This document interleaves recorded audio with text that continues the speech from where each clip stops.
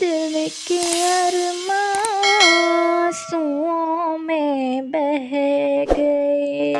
अरे वसुधा, मैं जरा खेत की तरफ जा रहा हूँ। अरे हाँ, ठीक है, जाओ जाओ। हे भगवान, तुझे मेरी शादी भी इसी घर में करवानी थी। मेरी इतनी फूटी किस्मत पता नहीं कहाँ से हो गई। मैंने तो ना जाने अपनी शादी को लेकर क्या क्या सपने रचाए थे। मैंने तो सोचा था कि एक अमीर खानदान की बहू बनूंगी, पर ये क्या, मैं तो एक किसान की नौकरानी बन के रह गई।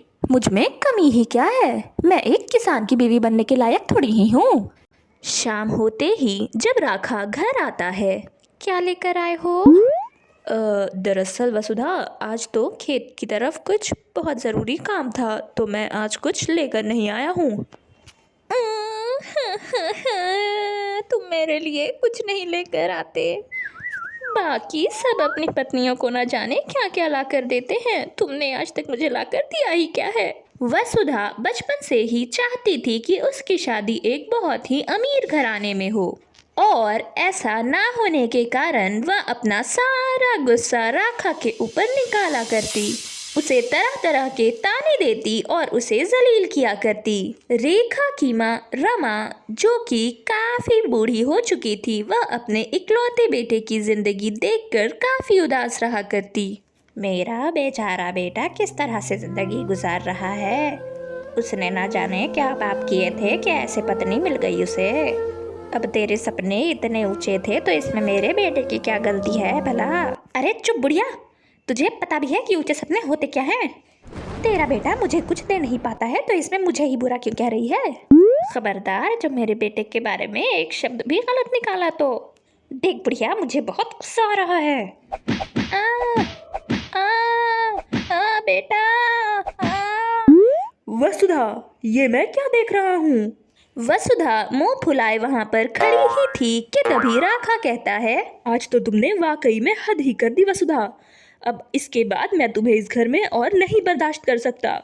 हाँ, जा रही हूँ। वैसे भी तुम भिखारियों के साथ मुझे रहने का कोई शौक नहीं है। वसुधा टांगे पटकते हुए वहाँ से चली जाती है। दिन गुजरते हैं और राखा अपनी खेत पर कड़ी मेहनत कर रहा था। राखा सुबह शाम कड़ी मेहनत से अपने खेत की देखभाल करता रहता। माँ, मुझे जिस दिन का इंतज़ार था वो दिन आ गया है। कल हम मिलकर फसल काटेंगे। क्या बताऊँ माँ, मैंने तो इस खेत पर बहुत मेहनत की है। भगवान की दया से अगर सब कुछ ठीक रहा तो कल काफ़ी सारी फसल कटेगी। हाँ बेटा, वो तो मैं भी देख रही हूँ कि तू काफी मेहनत करता है। उसी रात बहुत तेज हवाएं चलती हैं और घने बादल के साथ खूब जोरदार बारिश हो जाती है। उस तेज बारिश में राखा की सारी फसल बर्बाद हो जाती है। बेटा, तू इतनी रात को कहाँ जा रहा है? इंतजार तो कर ले, बारिश खत्म हो जाएगी तब जाना। नहीं माँ, मैंने इस खेत पर बहुत मेहनत की है। अगर ये सारी फसल बर्बाद हो गई तो मैं तो बर्बाद हो जाऊंगा। राखा आधी रात को ही इतनी तेज बारिश में खेत पर चला जाता है। वो अपनी सारी मेहनत पे पानी फिरा हुआ देखता है तो उसकी आंखें भर आती हैं। हे भगवान, तूने ऐसा क्यों कर दिया?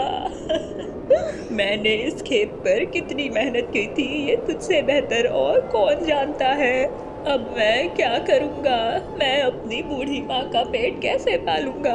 राखा के आंसू तो झरने की तरह बह रहे थे और जहाँ जहाँ उसके आंसू जा रहे थे वहाँ वहाँ एक जादुई बैगन का पेड़ निकल कर आ रहा था। देखते ही देखते राखा के पूरे खेत पर सारे बैगन के पेड़ लहराने लगते हैं। ये क्या है? इतने सारे बैगन के पेड़? क्या अभी बारिश ना हुई थी? मेरी सारी फसल तो बर्बाद हो गई थी। फिर ये सब? राखा, क्या तुमने एक बात नहीं सुनी कि भगवान हद से ज़्यादा दुख किसी जान को नहीं देता? तुमने बहुत मेहनत की है इस खेत पर और इस फसल के लिए। अब तो वो फसल नहीं रही, पर तुम्हारे पास जादुई बैगन के इतने सारे पेड़ हैं। तुम इनमें से जितनी चाहे उतने बैगन तोड़ लो, पर इसमें से बैगन कभी भी ख़त्म नहीं होंगे। क्या सच में? हाँ राखा, मैं सच कह रहा हूँ। राखा भगवान को धन्यवाद कह के आगे बढ़ता है और खूब सारे बैगन तोड़कर गरीबों में बांट देता है। फिर हर रोज शाम को वो खूब सारे बैगन लेकर मंडी में जाता और सारे बैगन बेच आता। सारे बैगन वो इतने सस्ते दाम में बेचा करता कि मानो उतनी सस्ती तो पूरे मंडी में कोई सब्जी मिलती ही ना। भैया बैगन कैसे दे रहे हो? बहन जी, बैगन 10 रुपए किलो। या मजाक तो नहीं कर रहे हो? 10 रुपए की आजकल कौन सी सब्जी मिलती है? नहीं बहन जी, मैं कोई मजाक नहीं कर रहा हूँ। इतने सस्ते बैगन देखकर सारे ग्राहक वहाँ पर आकर्षित हो जाते हैं। कुछ मिनटों में ही राखा की सारे बैगन खत्म हो जाते हैं। सस्ते बैगन बेच बेच कर अब राखा ने खूब अच्छे पैसे कमा लिए थे। उसने उस टूटी फूटी झोपड़ी को छोड़कर एक बहुत बड़ा सा घर भी ले लिया था, जिसमें वह अपनी माँ रमा के साथ रहा करता। बेटा, तूने तो इतने से दिनों में इतना कुछ कर लिया।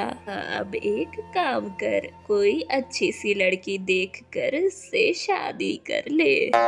माँ, तुम मेरे लिए जो लड़की पसंद करोगी मैं उसी से शादी करूँगा। रमा पार्वती नाम की सुंदर सुशील लड़की से अपने बेटे राखा की शादी कर देती है। पार्वती घर के सारे काम काज करती और तो और राखा के हाथ भी बटाती, साथ ही साथ रमा की भी खूब सेवा करती। दिन बीतते ही वसुधा को भी ये खबर पहुंच जाती है और वह हाथ मसलती रह जाती है।